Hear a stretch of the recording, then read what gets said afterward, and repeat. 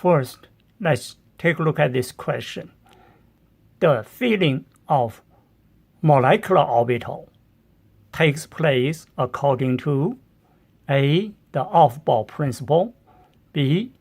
Pauli exclusion principle, C. Hund's rule of maximum multiplicity, D. all of the mentioned.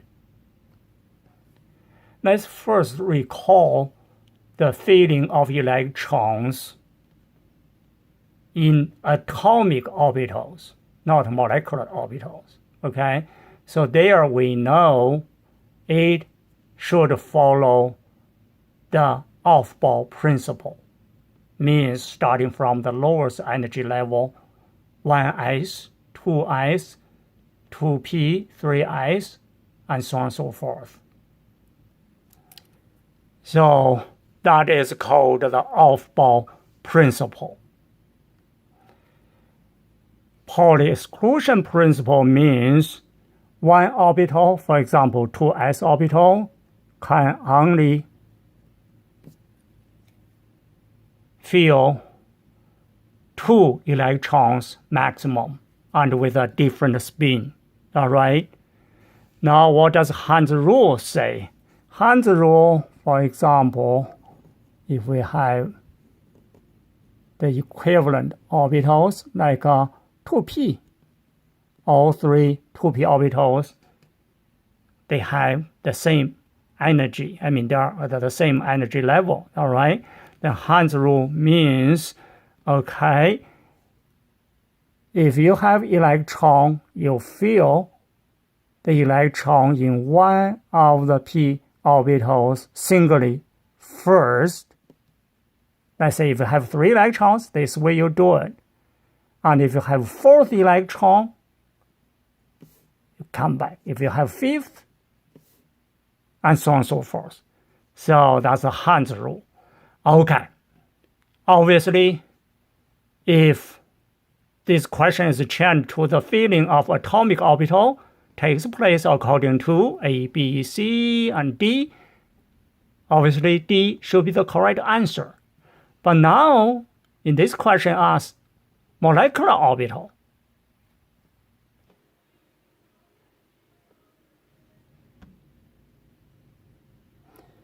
So this slide shows both atomic orbital, and the molecular orbital. For those diatomic molecules, let's say those are the ones for O2, F2, and neon 2. All right, okay. So, of course, the 1s electrons, they are not shown in here, but doesn't mean they don't exist. Of course, they will be below the screen here. So that's the energy. All right, energy goes up. Okay, and for the atomic molecule we just talked about, so according to the Aufbau principle, so 1s, 2s, 2p, 3s, and so on and so forth goes up. All right, okay. But now look at the molecular orbitals. All right, the one in the center. Of course, the lowest 2 would be sigma 1s and anti-sigma 1s. So that's not shown here because here just showing those valence electrons. Okay, and then after that, so let me start again. Okay, sigma 1s, anti-sigma 1s, or sigma 1s star, sigma 2s, sigma 2s star, sigma 2p, pi 2p, then pi 2p star, sigma 2p star. You see, energy goes up. Then again, for when filling the organic orbitals, it still obeys the Aufbau principle. Only the orbitals are not the same as the atomic orbitals. Instead of 1s, 2s, we'll have sigma 1s, sigma 1s star, then sigma 2s star, and so on and so forth. So for the molecular orbitals, yes, the Aufbau principle is followed. Now let's take a look at the Pauli exclusion principle for filling the organic orbitals. Okay, so you see, for example, for nitrogen N2, when filling the sigma 2s, that's the lowest one among those, okay, maximum 2 electrons with different spins. What is that? That is Pauli exclusion principle. So therefore, for the molecular orbitals, MO, we still follow Pauli exclusion principle, okay? And then the Hund's rule. Hund's rule, you see the pi 2p, this orbital, molecular orbital, okay?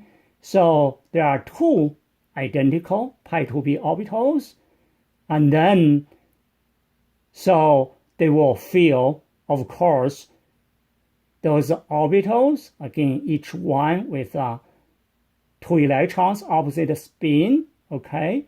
So, but you cannot, let's say, let's look at another one, maybe it's better.